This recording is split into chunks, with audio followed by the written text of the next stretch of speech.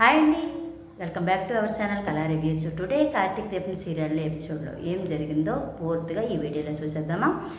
దశరథ్తో నిజం చెప్పించిన జ్యోత్స్న దీపను జో కాల్ చేసిందా? జ్యోత్స్నకు దీప తన బిడ్డ అని నిజం చెప్పేశాడా? అలాంటి పూర్తి వివరాలు తెలియాలంటే ఈ వీడియోని చూసేద్దాం. జ్యోత్స్న కాంచన ఇంటికి వెళ్ళి కార్తీక్ దీప కోరుండే బిడ్డను కావాలని వదులుకుంటున్నారని చెబుతుంది. మొదట జ్యోత్స్న మాటలు నమ్మని కాంచన తర్వాత కన్విన్స్ అయితే అవుతుందన్నమాట. అటు శివనారాయణ కార్తీక్ను కూడా తీసుకుని హాస్పిటల్కి తీసుకెళ్తుంది. అటు శ్రీధర్ కూడా దీపను ఉన్న హాస్పిటల్లోకి సౌర్యం దెబ్బ తగిలిందనే కారణంతో అబద్ధం చెప్పి జ్యోత్స్న ప్లాన్ చేసినట్లు హాస్పిటల్ తీసుకెళ్తారనమాట. అందరూ కలిసి దీప కార్తీకులు లాక్ చేస్తారు. దీపకు మరో డాక్టర్ చేత టెస్టులు చేయిస్తారు. అసలు ఏం జరిగిందో పూర్తిగా చూసిద్దాం. హాస్పిటల్ వాతావరణం అంతా నిశ్శబ్దంగా ఉన్న కార్తీక్ ముఖంలో మాత్రం అలజడి రేగుతుందనమాట. సో ఎందుకు రేగుతుందంటే డాక్టర్ పరీక్షలు ముగించి బయటికి రాగానే కార్తీక్ కళ్ళలో ఆందోళన స్పష్టంగా కనిపిస్తుంది. కార్తీక్ దీప బాధగా ఉండగా జ్యోత్స్న తన పగను వెళ్ళగక్కే సమయం వచ్చిందనేసి మనసులో అనుకుంటుందన్నమాట.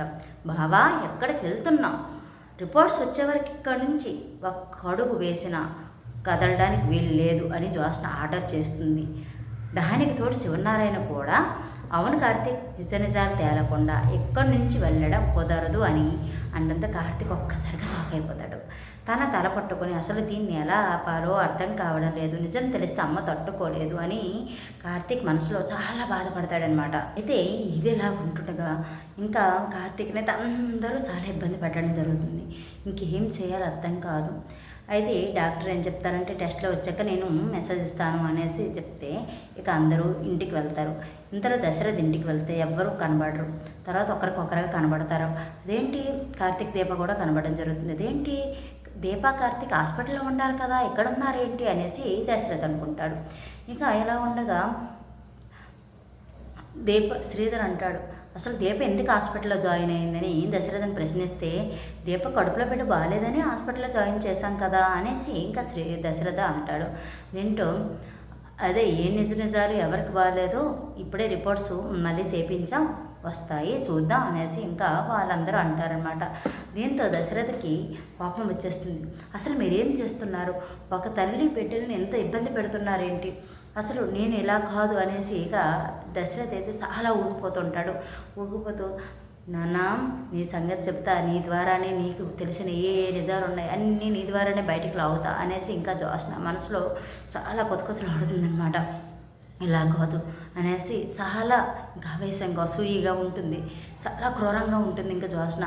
ఇంకా దశరథ్ కూడా చాలా ఆవేశంగా అది కాదు నాన్న, అదేంటి మీరు జ్యోత్స్న చెప్పినట్లు వింటారు, దీపక్ బాగోలేదు కదా, హాస్పిటల్లోనే ఉండాలి కదా అంటే ఎవరు ఏవి చెప్పారో ఏంటి అనేది ఇదంతా నాటకంలా ఉంది దశరథ. అందుకే ఏ నిజాలు తెలుసుకోవడానికి మళ్ళీ టెస్టులు చేపిస్తున్నా, ఎవరు నిజాలు చెప్తున్నారో తెలియట్లేదు అనేసి ఇంకా శివనారాయణ కూడా చెప్పడంతో దశరథ్ ఇంకా ఊగిపోతుంటాడు, నిజాలు చెప్పేయడానికి రెడీ అయిపోతాడు. కార్తీక్ అయితే వద్దు మామయ్య అని ఎంత ఆపినా ఇంకా దశరథ్ అయితే ఆగే పరిస్థితి లేదనేసి ఇంకా చెప్పేస్తాడు. అసలు జ్యోత్స్న నా కూతురు కాదు, దాస తమ్ముడు కూతురు, దీప నా కన్న కూతురు. దీప తన తల్లి కోసం ఈ బిడ్డను వదులుకొని తన తల్లిని కాపాడాలనే ఆలోచనతోనే తన బిడ్డను వదులుకుంటుంది తప్ప ఇంకేం కాదు. దీప నా కూతురు అనేసరికి కాంచనకి శ్రీధర్కి అస్సలు ఏం అర్థం కాదు. అందరికి మైండ్ బ్లాక్ అయిపోతుందన్నమాట. అసలు ఏంటి ఇదంతా అనేసి ఇంకా షాక్ అయిపోతారు. అవును, ఈ జ్యోత్స్న దాస తమ్ముడు కూతురు. పిన్ని నాన్న ఇదంతా పిన్ని నీ మీద కోపంతో బిడ్డలు మార్చేయడం జరిగిందనమాట. బిడ్డలు మార్చేసి దాస్ తమ్ముడు కూతుర్ని మన దగ్గర, నా కూతుర్ని బయట ఎక్కడో పడేసి చంపించేయడానికి ప్లాన్ చేసిందనేసి మొత్తం దాస్ చెప్పేస్తాడు. ఇక జ్యోత్స్నకైతే కొత్తలు ఆడుతుందనమాట. ఇంకా నిజాలన్నీ బయటకు లాగేసింది కదా, బయటకు లాగేస్తే ఇంకా ఊరుకుంటుందా, ఇంకా వెంటనే గన్న తీసుకొచ్చి దీపను కాల్చడం జరుగుతుంది. ఇంకా అందరూ అలా షాక్ అయిపోతారు. అసలు బయటకు తేరుకోవడానికి కూడా అసలు సమయం ఉండదు. ఇక జ్యోత్స్న చాలా క్రూరంగా దీపను కాల్చేయడం జరుగుతుంది. అయితే ఇది దశరథు నిజం చెప్తే ఏం జరుగుతుందో దశరథకు తెలుసు.